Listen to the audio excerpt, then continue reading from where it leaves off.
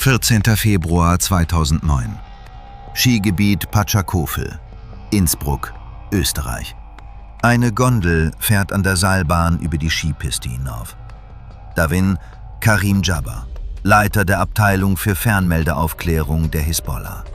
Auf dem Nordostgrat, 687 Meter entfernt, liegt ein Mossad-Scharfschütze seit 29 Stunden im Schnee und wartet auf ihn. Der Mossad hatte Jabbar 2,5 Jahre lang verfolgt. Als er den Libanon verließ, hatte der Mossad 60 Stunden Zeit, um die Operation zu planen und durchzuführen.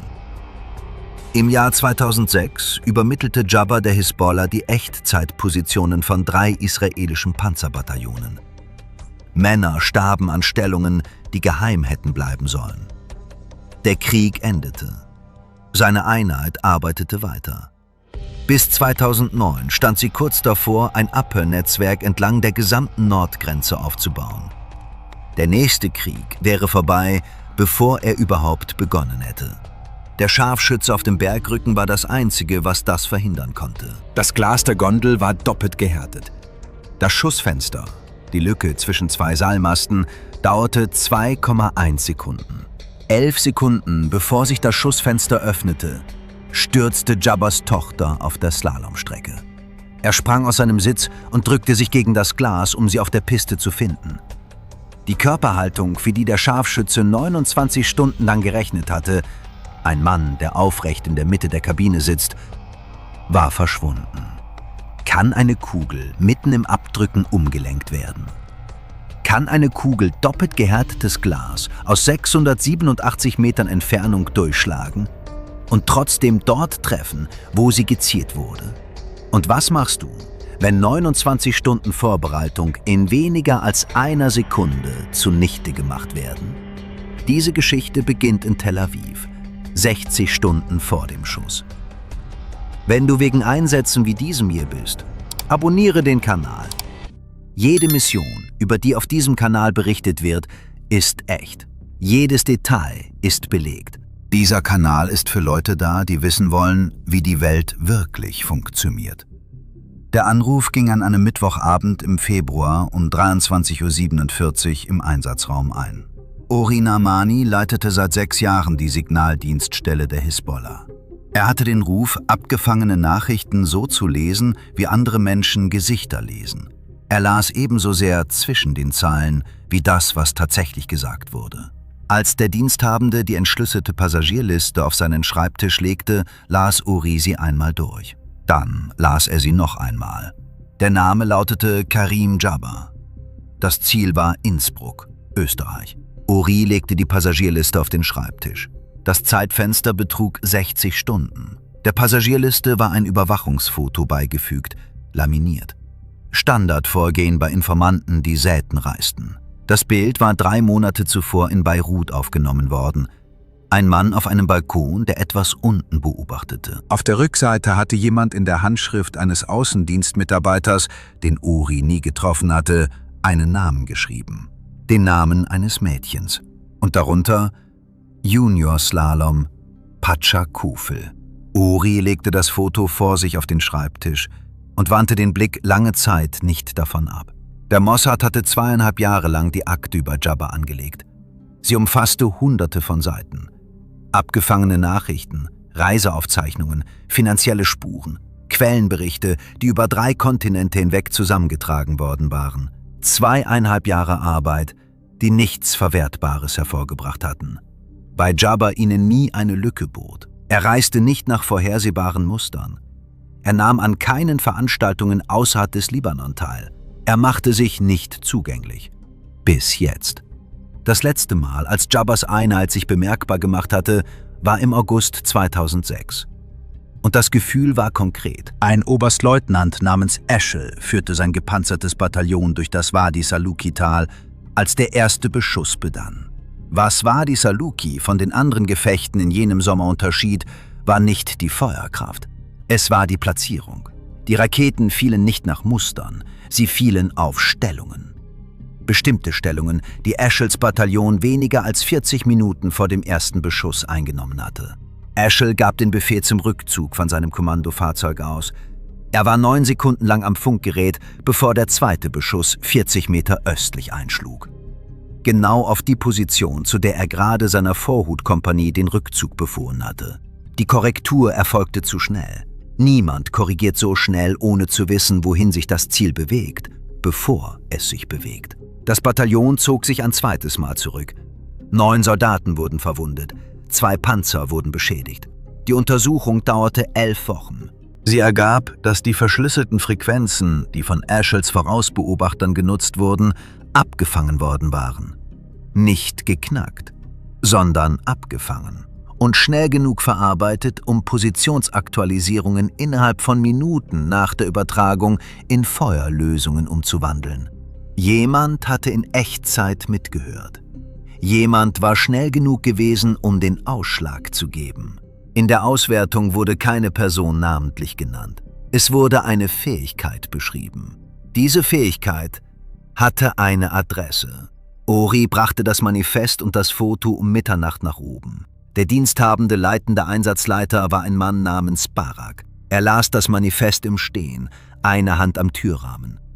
Er stellte 2 Fragen. Wo genau in Innsbruck? Und wie lange die Veranstaltung dauerte. 4 Tage, sagte Uri. Junioren-Slalom-Wettbewerb. Seine Tochter nimmt daran teil. Barak schwieg einen Moment. 60 Stunden, sagte er. Das ist unsere Zeit. Er gab das Manifest zurück und griff nach dem Telefon. Um 3 Uhr morgens waren 6 Leute im Raum. Die Operation erforderte eine Scharfschützenposition, ein Unterstützungsteam, einen Logistikstrang und eine Tarnidentität, die in einem europäischen Skigebiet glaubwürdig sein musste. Die Tarnung musste bergtauglich sein.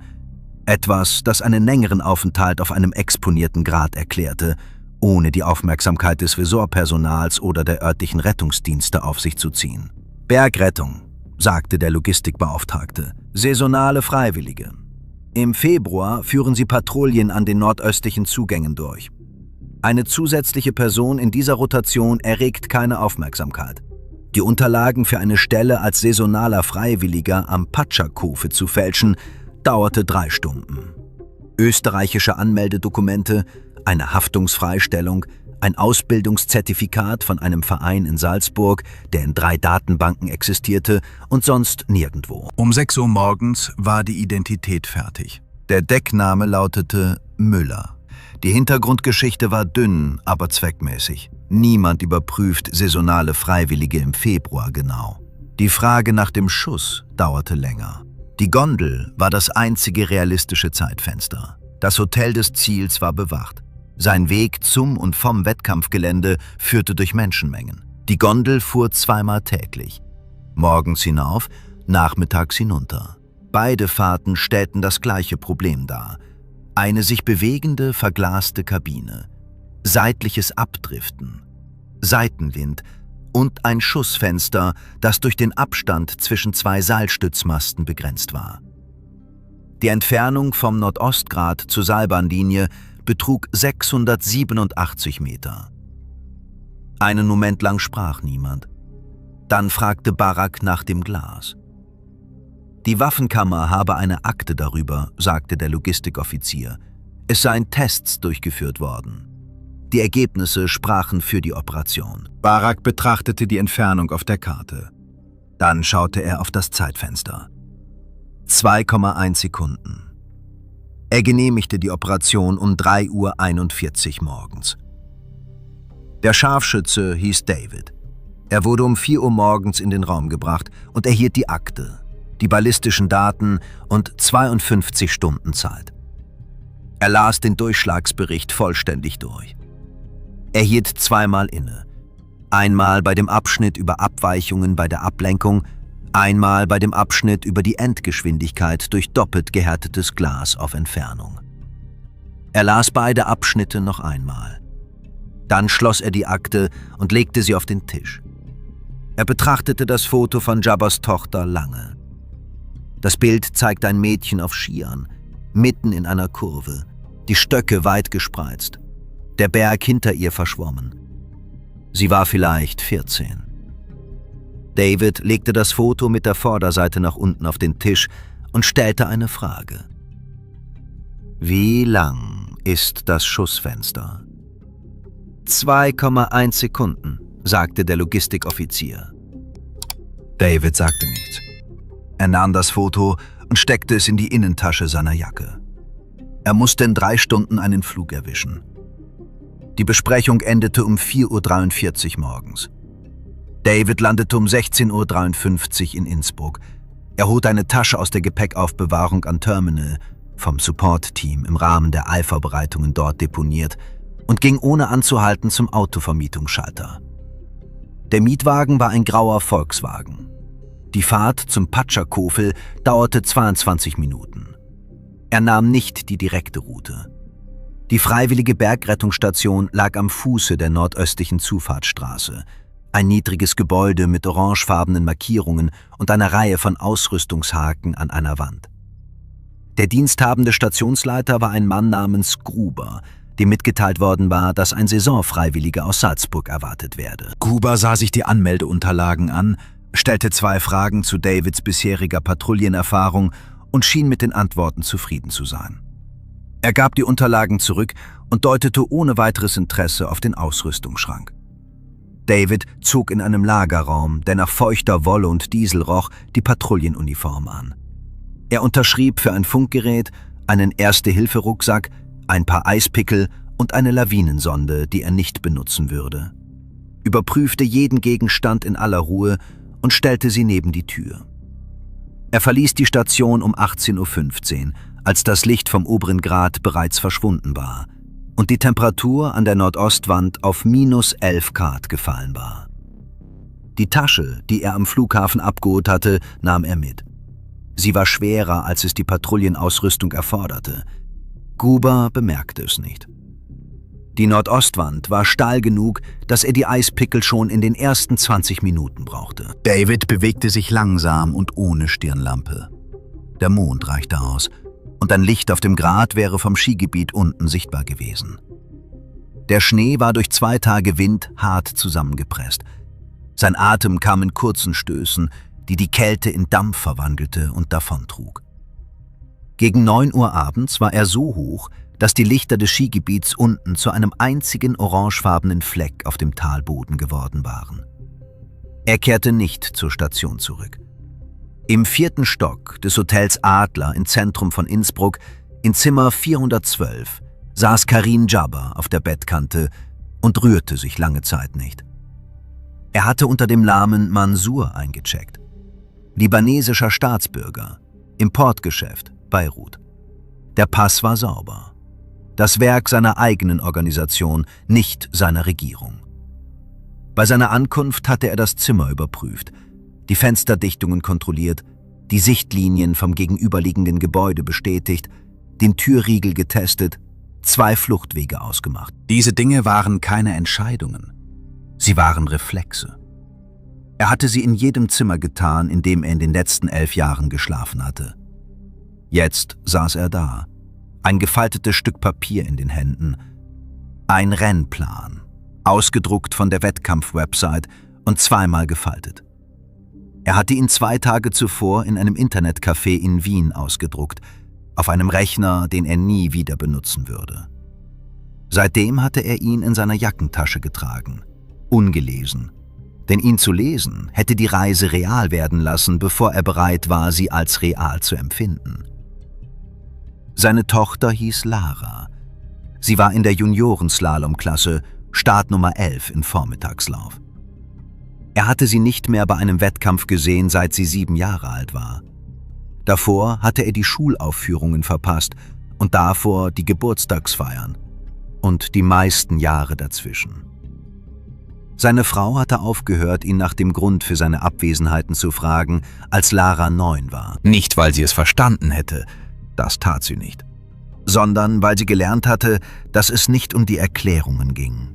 Es ging um die Abwesenheiten. Sie waren der Preis, den sein Leben gekostet hatte. Er war seit 2 Jahren nicht mehr außerhalb des Libanon gewesen. Er hatte seine eigenen Sicherheitsprotokolle schon länger nicht mehr gebrochen. Sein Stellvertreter hatte 40 Minuten lang gegen diese Reise argumentiert. Jabber hatte sich das alles angehört und dann gesagt, dass er gehen würde. Er schaut auf den Rennplan. Start Nummer 11. 9:15 Uhr. Im Zimmer war es still. Draußen tat Innsbruck das, was europäische Städte an Winterabenden so tun. Lichter, Verkehr, das Geräusch von etwas Alltäglichem, das Menschen widerfährt, die keinen Grund haben, vorsichtig zu sein. Er hatte vergessen, wie sich das anhörte. Nicht die Geräusche selbst, sondern die Gleichgültigkeit, die dahinter steckte. Menschen, die ihre Fensterdichtungen nicht überprüften. Menschen, die Vorhänge aufzogen. Er steckte den Zeitplan in die Schublade des Nachttischs, schaltete die Lampe aus und legte sich mit offenen Augen auf das Bett. In Tel Aviv beobachtete Uri auf seinem Monitor die Live-Übertragung vom Hoteleingang, bis um 22:12 Uhr das Licht in Jabbas Zimmer erlosch. Das Support-Team bestätigte, dass an keinem der Ausgänge Bewegung zu sehen war. Jabba hatte das Gebäude seit seinem Einchecken um 16:47 Uhr nicht verlassen. Uri notierte sich die Uhrzeit. 11 Stunden bis zur morgendlichen Gondelfahrt. Er schenkte sich noch einen Kaffee ein und blieb an seinem Schreibtisch sitzen. Das Testgelände im Negev war im vergangenen April eingerichtet worden, auf einer flachen, steinigen Fläche, 3 Kilometer von der nächsten asphaltierten Straße entfernt. Ein Ballistiker namens Amir hatte 2 Tage damit verbracht, die Scheiben zu beschaffen.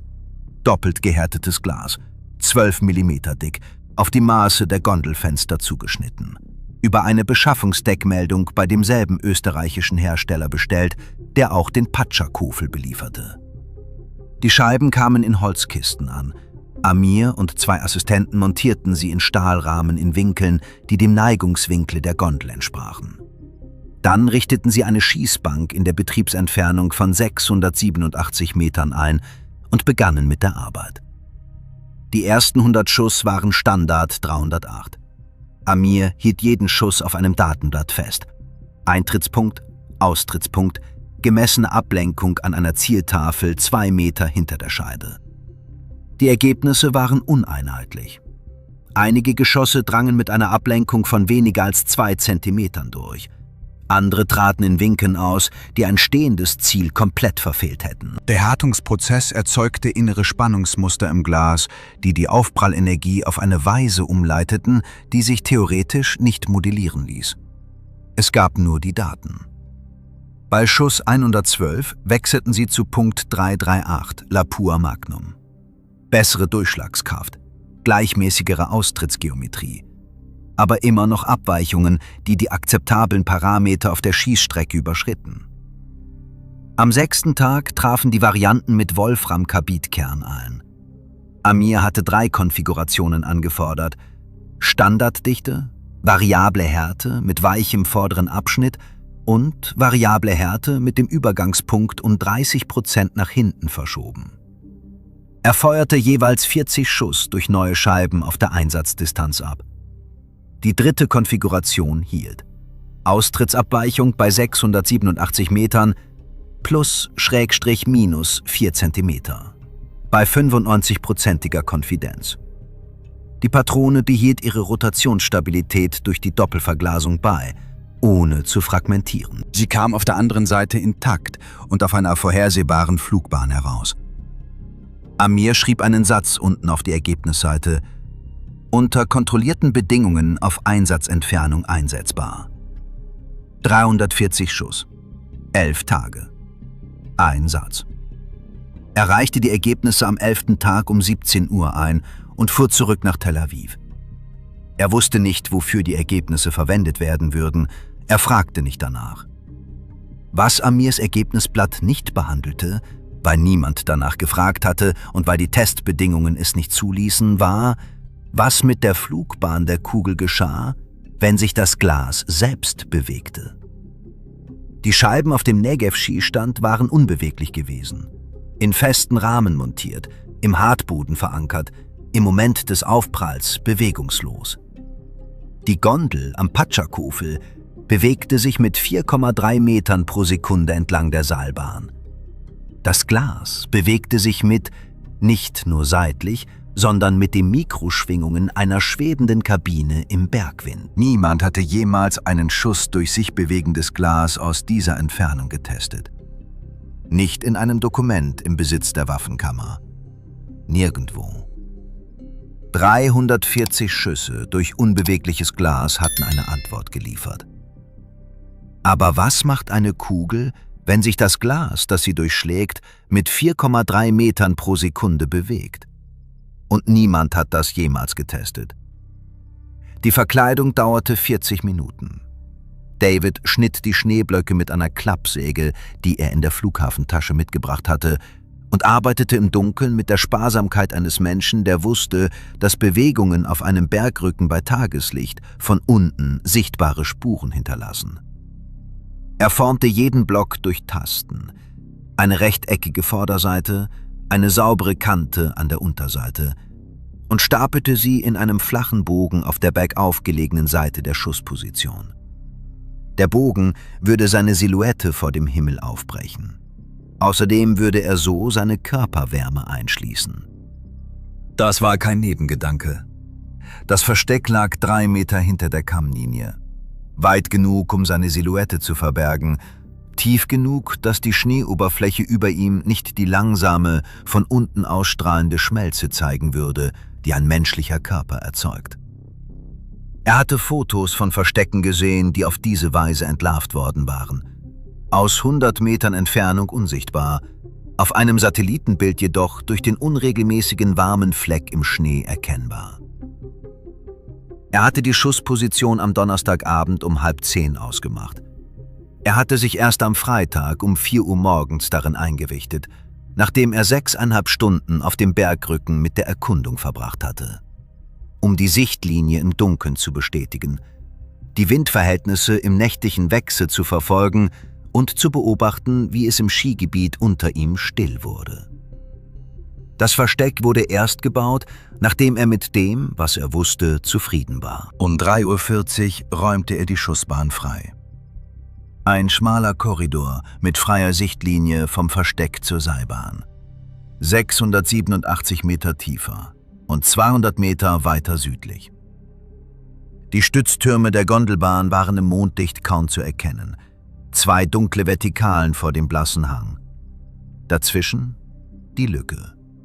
2,1 Sekunden freie Luft bei der Betriebsgeschwindigkeit der Seilbahn. Er überprüfte die Schussbahn 3-mal. Er suchte nach Hindernissen, nach Schattenveränderungen, die auf Unebenheiten im Windweg hindeuten könnten, nach allem, was auf den Satellitenbildern in der Einsatzakte nicht zu sehen gewesen war. Da war nichts. Die Schussbahn war frei. Genau um 4 Uhr morgens nahm er seine Position ein. Die Temperatur betrug -17 Grad. Das Gewehr war bereits zusammengebaut. Das hatte er im Tal erledigt, im Auto, vor dem Aufstieg. Er holte das laminierte Foto am Samstagmorgen um 1:15 Uhr hervor, als es im Tal unter ihm völlig still war und der Wind fast ganz abgeflaut war. Er lehnte es am Rand der Schussbahn gegen den Schnee, nicht aus Sentimentalität, sondern als Orientierung. Die Körperhaltung des Ziels, die Höhe der Schultern im Verhältnis zum Fensterrahmen der Gondel. Beides hatte er sich während der Einweisung gemerkt. Aber nach 21 Stunden Bergwache hielt das Foto die Berechnung auf eine Weise präsent, wie es das Gedächtnis allein nicht vermochte. Ein Mädchen auf Skiern, mitten in der Kurve, Stöcke weit ausgebreitet. Der Berg hinter ihr verschwamm. In 8 Stunden würde sie auf dieser Piste sein. Er steckte das Foto zurück in seine Jacke und schaute es sich nicht noch einmal an. Der Wind kam und ging in Abständen. 12 Minuten Stille, dann eine Böe aus Nordwesten, die 40 Sekunden anhielt, dann wieder Stille. Er merkte sich das Muster. Das Windverhalten auf einem Bergrücken ist selten zufällig. Er hatte 8 Stunden Zeit, bevor es darauf ankam. Er verfolgte die Böen ab 2 Uhr. Um 4 Uhr hatte er seit 2:11 Uhr registriert. Die Abstände waren nicht perfekt regelmäßig, aber nah genug, um ihm ein brauchbares Modell zu liefern. Um 5 Uhr hörte der Wind für 22 Minuten vollständig auf. Das notierte er sich ebenfalls. Anomalien in einem Windmuster sind nicht beruhigend. Sein linker Fuß wurde um 6 Uhr taub. Er wartete 3 Minuten und begann dann, jeden Zeh methodisch zu beuten. Das Gefühl kehrte zuletzt in den kleinen Zehen zurück. Um 7 Uhr führte er eine Funktionsprüfung an den Zielfernrohr-Einstellrädern durch. Nur mit Fingerspitzendruck, um auf durch die Kälte verursachte Schwergängigkeit zu prüfen. Das Höhenrad bewegte sich reibungslos. Das Seitenrad bewegte sich, aber mit einem Widerstand, den er auf dem Schießstand nicht gespürt hatte. Er bewegte es 6-mal hin und her, bis der Widerstand nachließ. Danach prüfte er es nicht noch einmal. In Tel Aviv hatte Uri 14 Stunden am Stück an seinem Schreibtisch gesessen. Das Support-Team in Innsbruck meldete sich alle 30 Minuten. Jabba hatte das Hotel nicht verlassen. Der Parkplatz war leer. Die Gondelbahn war um 6 Uhr von Technikern des Skigebiets getestet worden, das übliche morgendliche Prozedere. Die erste öffentliche Gondelfahrt war für 8:30 Uhr angesetzt. Die Wettkampfgondel, die Offizielle und Trainer zur oberen Zeitmessstation brachte, fuhr um 9:10 Uhr. Jabba hatte ein Ticket für diese Gondel. Das Support-Team hatte dies am Vortag nachmittags über eine Quelle im Ticketbüro des Skigebiets bestätigt. Ein Ticket. Kein Name. Die Wettkampfgondeln am Patschakofel funktionierten nach einem Einmal-Passsystem. Er hatte es bar am Schalter gekauft. Uris Telefon klingelte um 7:45 Uhr. Ein Mitarbeiter vor Ort meldete, dass Jabba Frühstück auf sein Zimmer bestellt hatte. »Gut«, sagte Uri, »er ist noch da.« Er schenkte sich noch einen Kaffee ein und beobachtete die Live-Übertragung vom Hoteleingang. Als die Sonne um 8:20 Uhr die Nordostgrad erreichte, war David bereits seit 28 Stunden im Schnee. Die Temperatur im Versteck betrug -16 Grad. Er hatte 2-mal das Gefühl in seinem linken Fuß verloren und es 2-mal wiedererlangt. Seine Körpertemperatur hatte 34,1 Grad Celsius erreicht. Er wusste das nicht. Seine Hände wussten es. Seine Hände funktionierten, aber langsam. Seine Feinmotorik hatte sich so weit verschlechtert, dass er die Kluft zwischen Absicht und Ausführung spürte. Nicht genug, um die grobe Mechanik des Schusses zu beeinträchtigen, aber genug, um bei jeder Anpassung, die er unter Druck vornehmen musste, eine Rolle zu spielen. Er erlaubte sich noch nicht, darüber nachzudenken. Unten erwachte das Skigebiet zum Leben. Das mechanische Summen der Gondelseilbahn, die ihren morgendlichen Betrieb aufnahm, drang durch den Schnee nach oben. Eine leise Vibration, die er im Brustbein spürte, bevor er sie hörte. Er überprüfte die Schussbahn. Frei. Er überprüfte die Zielfernrohrkalibrierung. Einstellig. Er überprüfte seine Hände, ballte sie zur Faust, legte sie flach an den Schaft, wartete auf das Zittern, das kam, wenn der Körper kalt genug war, um zu frieren, ohne sich zu bewegen. Es war da. Schwach. Er nahm es zur Kenntnis und machte weiter. Um 9 Uhr lief die erste Teilnehmerin den Slalomkurs. Uri verfolgte die Übertragung des Wettbewerbs auf seinem zweiten Monitor, ein regionaler öffentlicher Feed. Start Nummer 1. Eine 15-Jährige aus Graz. Die Zeittafel zeigte ihre Zwischenzeit am 3. Tor an. Uri schaute sich das Rennen nicht an. Der Einsatzleiter, der den Hotelausgang beobachtete, meldete sich um 9:04 Uhr. Jabba hatte das Gebäude zu Fuß verlassen. Auf dem Weg zum Einstieg der Gondelbahn. Allein. Er bewegte sich ohne zu zögern, ohne sich umzusehen, wie ein Mann, der eine Entscheidung getroffen hatte und sie nicht überdachte. Uri meldete es David über den Supportkanal. 3 Worte. Ziel bewegt sich. Jabba erreichte den Gondelbahn-Einstiegsbereich um 9:08 Uhr und stellte sich an den niedrigen Zaun, der die Warteschlange von der Sicht auf die Piste trennte. Unter ihm verlief die Slalomstrecke in 2 Torreihen die Falllinie hinunter. Von hier aus konnte er das Starttor sehen. Start Nummer 11 war Lara. Er stand mit den Händen in den Jackentaschen da und sah zu.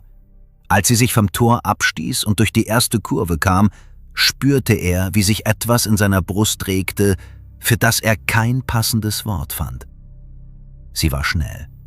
Sie war besser, als er erwartet hatte. Er wusste nicht, was er mit diesem Gefühl anfangen sollte, also tat er nichts damit. Er wartete nicht, bis sie fertig war. Die Wettkampfgondel zur oberen Zeitmessstation nahm gerade Fahrgäste auf. Er stellte sich in die Schlange. Er wollte den Rest ihres Laufs von oben sehen. Die Schlange bewegte sich in kleinen Schüben vorwärts. 2 Offizielle in Jacken des Skiverbandes, ein Fotograf mit einem Teleobjektiv, ein Mann in einer grauen Jacke, der abseits von den anderen stand und mit niemandem sprach. David hatte die Seilbahnlinie im Visier. Vom Bergrücken aus konnte er den Einstiegsbereich nicht sehen, aber er konnte jede Gondel an ihrer Position am Seil verfolgen. Er zählte die Abstände. Die nächste Abfahrt, laut offizieller Reihenfolge, war in weniger als 2 Minuten. Der Einsatzleiter meldete sich über den Funkkanal. Er steigt an. Die Gondel verließ den Einstiegsbereich und begann ihren Aufstieg. David sah zu, wie sie auf den ersten Stützpfeiler zusteuerte, dann daran vorbei. Die Lücke zwischen dem ersten und dem zweiten Pfeiler, 2,1 Sekunden freie Sicht, lag 400 Meter entfernt und schrumpfte. Sein Finger glitt von der Sicherung zum Abzug. Die Gondel fuhr weiter. Die Gondel schwankte, als sie den ersten Stützturm passierte. Jabber spürte das kurze Ruckeln unter seinen Füßen, das leichte Hüpfen, das alle Gondelkabinen machen, wenn das Seil über eine Seilrolle läuft, und stützte sich mit einer Hand an der Wand ab. Die Kabine roch nach kaltem Metall und der Restwärme der vorherigen Passagiere. Er war der Einzige darin. Durch die Frontscheibe konnte er die Piste unter sich sehen. Der Slalomlauf war noch in Gange. Er konnte das Zielband erkennen und direkt darüber die kleine Gruppe aus Trainern und Eltern am Zeitmessbereich. Aus diesem Winkel konnte er Lara nicht sehen.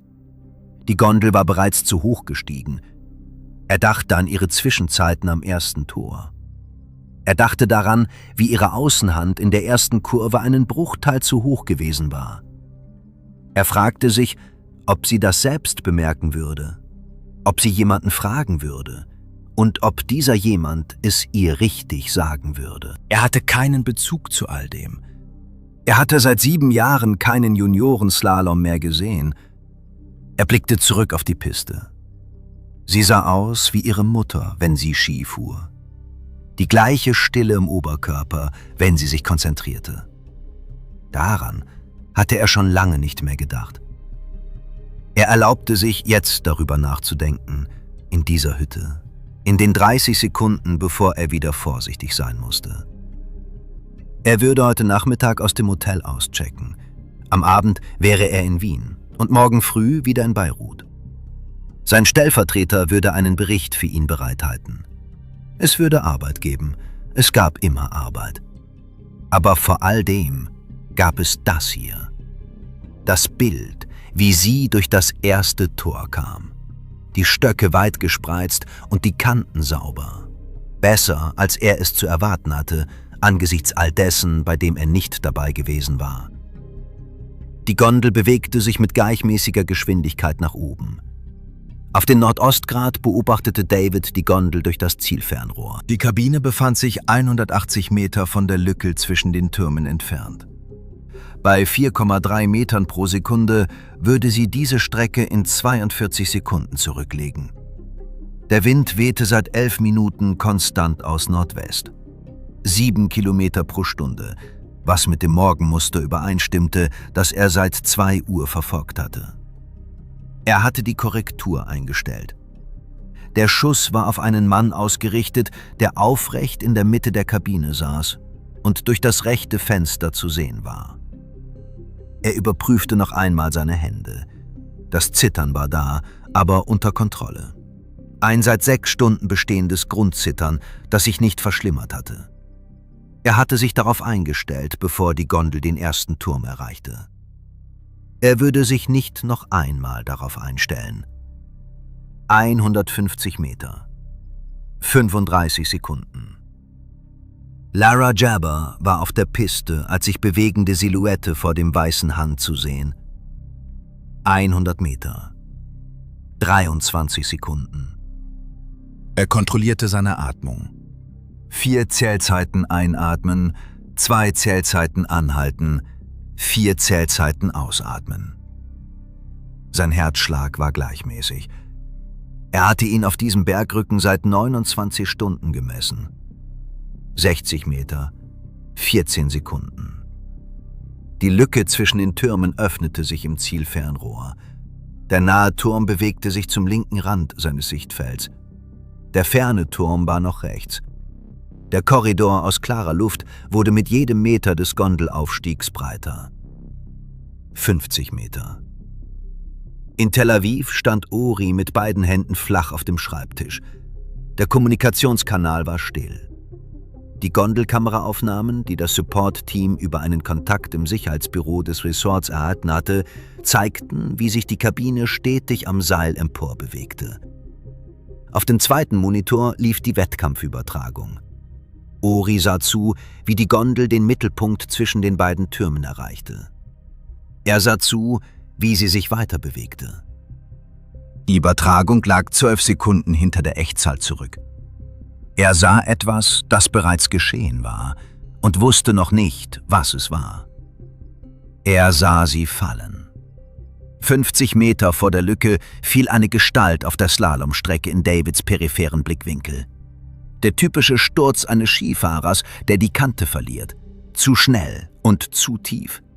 Die Bewegung falsch auf eine Art, wie nur ein Sturz falsch ist. Lara Jabber, Startnummer 11. Irgendwo in den unteren Toren. 11 Sekunden. David beobachtete, wie sich Jabbers Silhouette durch die Kabine bewegte. Er verfolgte sie. Er nahm die neue Position am Fensterrahmen wahr. Die Höhe, den Versatz, den Winkel des Oberkörpers zum Glas. In der Kabine war Jabber zum rechten Fenster gewechselt. Er presste beide Hände und sein Gesicht gegen das Glas, versuchte Lara auf der Piste zu finden, versuchte zu bestätigen, dass sie aufgehört hatte zu rutschen. Die Körperhaltung, für die David 29 Stunden lang berechnet hatte, war verschwunden. Der sitzende Mann in der Mitte der Kabine, Schultern in einer bestimmten Höhe, Wirbelsäule in einem bestimmten Winkel, Schwerpunkt an einem bestimmten Punkt im Fenster, war zu einem Mann geworden, der stand und sich nach vorne beugte, sein Gewicht auf die Hände am Glas verlagert, seinen Oberkörper 6 Zentimeter nach rechts und nach oben vom ursprünglichen Zielpunkt verschoben. Das Fadenkreuz zeigte ins Leere.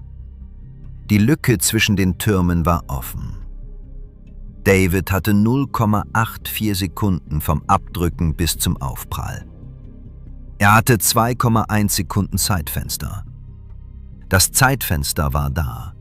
Der Zielpunkt war falsch und der Abzug war bereits über die erste Stufe hinaus in die zweite.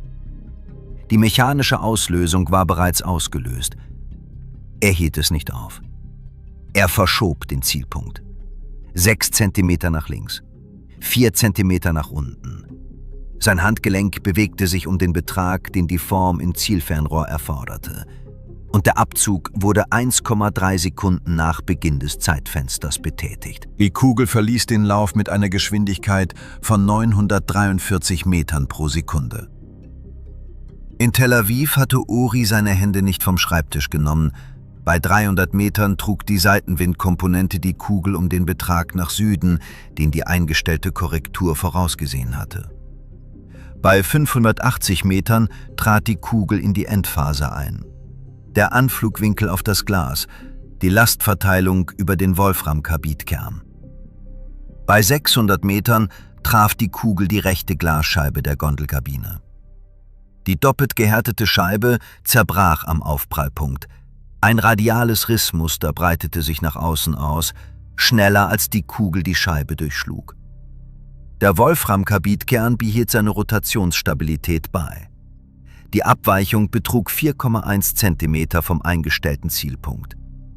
Die Gesamtflugzeit betrug 0,84 Sekunden. Die Kugel legte die verbleibenden 87 Meter in weniger als einer Zehntelsekunde zurück. Die Gondel passierte den entfernten Turm.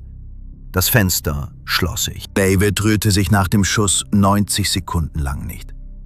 Das Gewehr blieb auf der Auflage. Sein Auge blieb am Zielfernrohr. Er verfolgte die Gondel, bis sie auf dem Weg zur Bergstation hinter dem Berggipfel verschwand.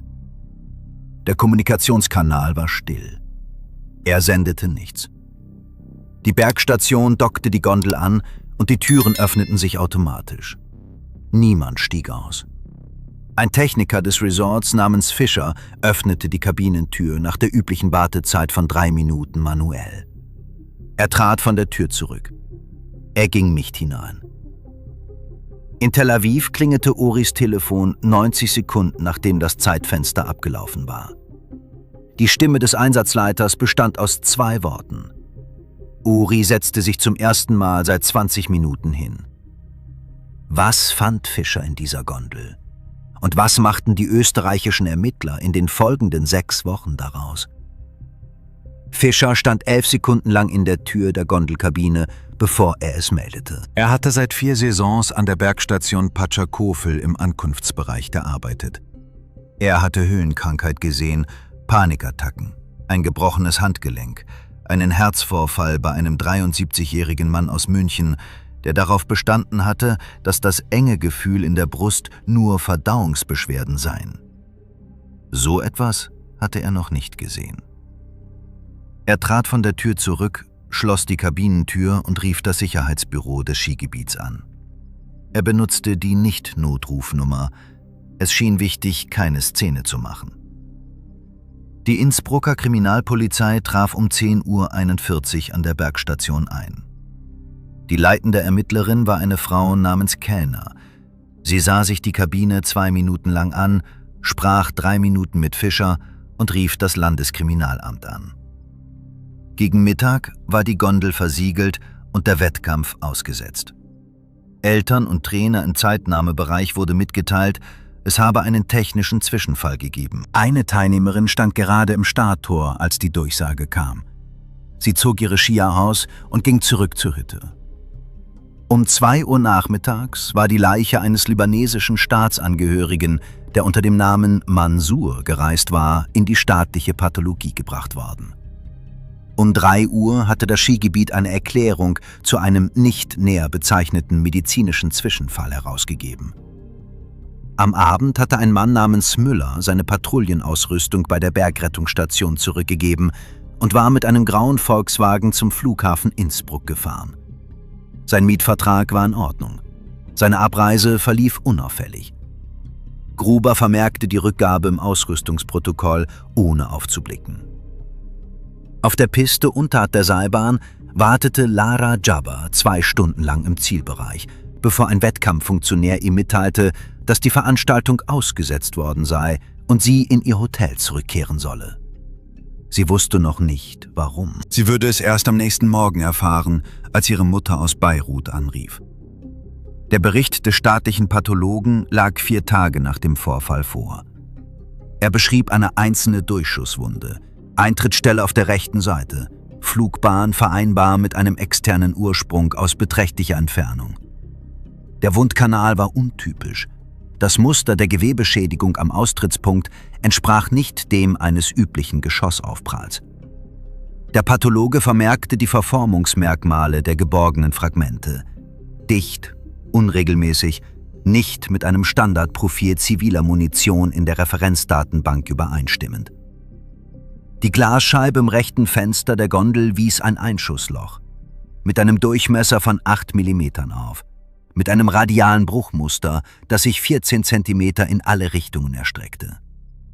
Der Eintrittswinkel durch das Glas betrug 7 Grad zur horizontalen. Von der Position der Gondel zum Zeitpunkt des Schusses nach außen projiziert, zeigte dieser Winkel in Richtung des Nordostgrads. Ein ungeschützter Hang ohne feste Bauten und ohne ersichtlichen Grund für die Anwesenheit einer Person. Die Todesursache war eine einzelne Schusswunde. Die Todesart war Mord. Kommissar Haas vom Landeskriminalamt wurde am 5. Tag mit dem Fall betraut. Er war 41 Jahre alt und arbeitete seit 9 Jahren in der Schwerverbrechensabteilung. Am Morgen seines ersten Tages las er den Bericht des Pathologen, fuhr am Nachmittag zum Patschakofel und verbrachte 3 Stunden auf dem Nordostgrat mit einem Vermessungsinstrument und einer Karte. Die Position war da. eine leichte Vertiefung im Schnee auf der Gratlinie, teilweise aufgefüllt durch 4 Tage Wind, was mit einer über viele Stunden eingenommenen liegenden menschlichen Haltung übereinstimmte. Keine Patronenhülse, keine zurückgelassene Ausrüstung, keine sichtbaren Spuren. Aber die Vertiefung selbst sagte ihm genug. Dies war eine vorbereitete Position gewesen, die lange genug eingenommen worden war, damit sich der Schnee darunter verdichten und umformen konnte. Haas ließ die Besucherlisten des Skigebiets anfordern. Er verglich die Liste der freiwilligen Bergretter mit den Passagierlisten des Flughafens für den relevanten Zeitraum und fand einen Eintrag für einen saisonalen Freiwilligen namens Müller aus Salzburg. Ein Ausbildungszertifikat eines Vereins, der in 3 Datenbanken existierte. Er rief den Verein an. Nicht erreichbar. Er überprüfte die Adresse. Brachgrundstück. Er befragte Fischer. Er befragte Gruber. Er befragte die beiden Beamten, den Fotografen und 4 weitere Passagiere aus der Warteschlange zur Gondel. Keiner von ihnen beschrieb etwas Ungewöhnliches. Einer erwähnte einen Mann in einer grauen Jacke, der abseits gestanden und nichts gesagt hatte. Die Beschreibung passte zu keinem Passfoto, keiner Hotelanmeldung, keiner Kreditkartentransaktion in den vorangegangenen 48 Stunden. Der Reisepass des Opfers identifizierte ihn als libanesischen Staatsangehörigen namens Mansour. Die libanesischen Behörden bestätigten, dass die Identität gefälscht war. Der Name entsprach keiner Person in irgendeinem libanesischen Melderegister. Am 18. Tag reichte Haas einen ergänzenden Bericht ein. Er beschrieb die Operation als professionell, auf staatlicher Ebene durchgeführt, von einem Akteur mit erheblichen Ressourcen und ohne nachweisbare Präsenz auf österreichischem Staatsgebiet. Er nannte kein Land, er nannte keine Organisation. Er beschrieb, was die Beweise zeigten, und beließ es dabei. Haas beantragte über das österreichische Außenministerium Zugang zu israelischen diplomatischen Kanälen. Der Antrag wurde zur Kenntnis genommen, aber nicht beantwortet. Er beantragte dasselbe über Interpol. Das Gleiche. Am 23. Tag erhielt Haas einen Anruf von seinem Abteilungsleiter. Der Abteilungsleiter fragte, wie nah er einer Lösung sei. Haas sagte, er sei nicht nah dran. Der Abteilungsleiter sagte, er verstehe das und Haas solle die Akte zur Überprüfung vorbereiten. 3 Tage später kam ein zweiter Anruf von einer Nummer, die er nicht kannte. Die Stimme klang zurückhaltend und sachlich. Sie dankte ihm für seine Gründlichkeit und deutete an, dass die Ermittlungen die Grenzen dessen erreicht hätten, was die österreichische Justiz sinnvoll weiterverfolgen könne. Haas verstand. Er hatte es schon seit dem 18. Tag verstanden. Es gab nur eine Art von Akteur, der eine so saubere Spur hinterließ, eine so lückenlose Tarnung und eine Akte, die nicht weiterverfolgt werden konnte. Er reichte die Abschlussunterlagen am Ende der 6. Woche ein. Ungelöster Mordfall. Kein Verdächtiger identifiziert. Kein Motiv festgestellt. Ermittlungen bis zum Vorliegen neuer Beweise ausgesetzt. Der Status erforderte keine Erklärung und widersprach keinem Sachverhalt in der Akte. Er unterschrieb es an seinem Schreibtisch um 6:20 abends. Dann ging er nach Hause. Unter den Gegenständen, die bei der Leiche des Mannes gefunden wurden, der als Mansour unterwegs war, befand sich ein laminiertes Foto. Es zeigte eine junge Frau auf Skiern, mitten in einer Kurve, die Stöcke weit ausgebreitet, hinter ihr ein verschwommener Berg. Auf der Rückseite stand auf Arabisch ein Name. Das Foto wurde als persönlicher Besitz registriert. In keinem Ermittlungsdokument wurde es erwähnt. Die Abhörabteilung der Hisbollah verlor innerhalb von 3 Wochen nach Jabbars Tod ihre operative Abhörkapazität. Der stellvertretende Leiter der Einheit versuchte, das Frequenzkartierungsnetzwerk über den Frühling hinweg aufrechtzuerhalten. Bis zum Sommer war es auf einen Bruchteil seiner früheren Kapazität geschrumpft. Die Datenbank, die Jabbar in 3 Jahren zusammengestellt hatte, erforderte institutionelles Wissen zur Interpretation, über das sonst niemand in der Einheit vollständig verfügte. Die abgehörten israelischen Kommunikationen gingen in den folgenden Monaten um 80% zurück. Die Funkstille dauerte 14 Monate. Die Funkstille erreichte den israelischen Militärgeheimdienst innerhalb von 2 Wochen nach der Operation. Es wurde keine Ankündigung gemacht. Die Information wurde als operativer Lagebericht an 3 Kommandos im Norden weitergeleitet. Die Abhörgefahr für die Bodenkommunikation war gesunken. Die Einheiten passten ihre Sicherheitsprotokolle entsprechend an. Im Jahr 2011 wurde der Mann, der Jabbar als Leiter der Signaldivision der Hisbollah ablösen sollte, in einem Parkhaus in Damaskus getötet. Er hatte die Position 14 Monate lang inne. Die Pachakofel-Gondel nahm am 16. Februar 2009 den normalen Betrieb wieder auf. Die beschädigte Kabine wurde außer Betrieb genommen und ersetzt. Im Reparaturauftrag wurde die Schadensursache als Aufprallbruch mit unbestimmtem Ursprung angegeben.